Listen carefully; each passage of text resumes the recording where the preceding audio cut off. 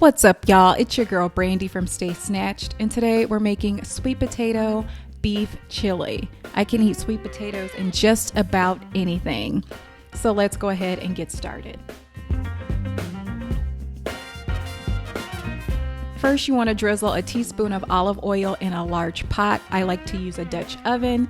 And then add in 1/2 cup of chopped onions, 1/2 cup of chopped green peppers, 1/2 cup of chopped red peppers.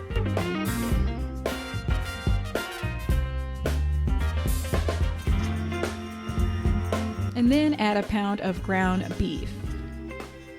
Then you're going to add my homemade chili seasoning. I will provide a description for what's included in the description box below.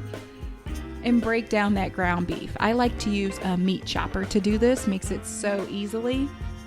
And then add in 2 to 3 garlic cloves and give everything a nice stir. Then you're going to add a 1/2 cup of beef broth, a 15-ounce can of diced tomatoes and chilies, and then 2 15-ounce cans of chili beans. Then you're going to add a sweet potato that's chopped up into cubes about 1/2 inch to 1 inch thick, and then a 6-ounce can of tomato paste. Give everything a nice stir, and then you're going to cover your pot and let that simmer for about 35 to 40 minutes. Make sure that those sweet potatoes are nice and soft and tender.